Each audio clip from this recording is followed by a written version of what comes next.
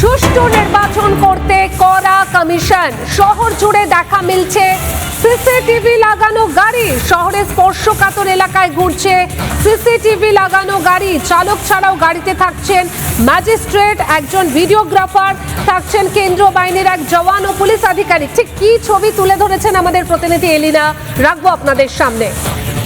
রাজ্যের নির্বাচন উপলক্ষে আদর্শগত আচরণবিধি লাগু রয়েছে, আর এই সময় শহরের আশেপাশে বিভিন্ন জায়গাতেই দেখা মিলছে সিসিটিভি লাগানো বিভিন্ন ক্যাব।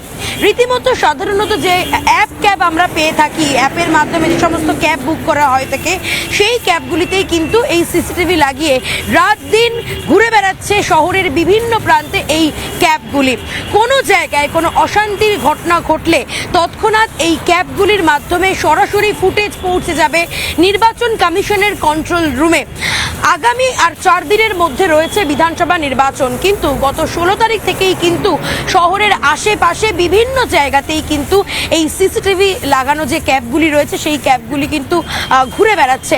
এবং অবশ্যই এই ক্যাবের ভেতরে রয়েছে একজন ভিডিওগ্রাফার, গাড়ির চালক, ম্যাজিস্ট্রেট, সঙ্গে থাকবে একজন পুলিশ আধিকারিক এবং কেন্দ্রীয় বাহিনী। আমরা দেখতে পাচ্ছি পুলিশ আধিকারিক যিনি, তিনি এই মুহূর্তে গাড়িতে উঠলেন এবং তারই সঙ্গে একজন ভিডিওগ্রাফার রয়েছে, ম্যাজিস্ট্রেট রয়েছেন, একজন কেন্দ্রীয় বাহিনী জওয়ানও থাকবেন, তার সঙ্গে থাকবেন গাড়ির একজন চালক। কিভাবে কাজ করছে এই সিসিটিভিগুলি?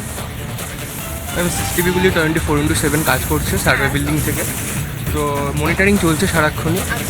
আমরা ফটোগ্রাফির দায়িত্বে আছি, তো রেগুলার যেরকম হয় অ্যাজ ইউজুয়াল চলছে। কন্ট্রোল রুমে পৌঁছে যাচ্ছেন, আপনারা ভিডিওগ্রাফির দায়িত্বে রয়েছেন। স্যার, ঘুরে বেড়াচ্ছেন, 4 দিন মাত্র বাকি নির্বাচনের, তো কিভাবে কাজ করছে এই ক্যাবগুলি? আপনারা বিভিন্ন জায়গায় পৌঁছে যাচ্ছেন। হ্যাঁ, সে তো আমরা চাচ্ছি গিয়ে কোনো ধরুন এরিয়াতে কোনো সমস্যা থাকলে সেই প্রবলেমগুলো সলভ করতে হচ্ছে। তারপর ডিফেসমেন্টের কাজ করতে হচ্ছে, আরো অনেক রকম কাজ থাকছে। সবটাই আপনাদের গাড়ি চেকিং করতে হচ্ছে, নাকা চেকিং পয়েন্টে সেখানে গিয়ে কাজ করতে হচ্ছে, এরিয়াতে পেট্রোলিং করতে হচ্ছে, পাবলিকের সাথে ডিল করতে হচ্ছে। একটা প্রশ্ন আপনাদেরকে জিজ্ঞেস করব, আর 4 দিন মাত্র নির্বাচনের বাকি, কি মনে হচ্ছে কলকাতার কোন কোন জায়গাগুলো সংবেদনশীল এখনো পর্যন্ত? কোন কোন জায়গায় ঝামেলা হতে পারে? আমি তো স্পেসিফিক্যালি একটা সেক্টর নিয়ে কাজ করছি, তো আমি তো অন্য সেক্টরের কথা বলতে পারবো না। এখনো সেরকম কোনো প্রবাবিলিটি আমি দেখছি না। আচ্ছা, আপনারা এখনো পর্যন্ত মানে ঘুরে বেড়াবেন সারা জায়গায়? একদম, সকাল 7টা টু রাত্রি 9টা। 7টা থেকে রাত্রি 9টা। যারা গাড়ির মালিক তারা কিন্তু রোজের ভাড়া হিসেবে তারা ভাড়া পাচ্ছেন এবং এই গাড়ি কিন্তু পৌঁছে যাবে বিভিন্ন সংবেদনশীল এলাকায়।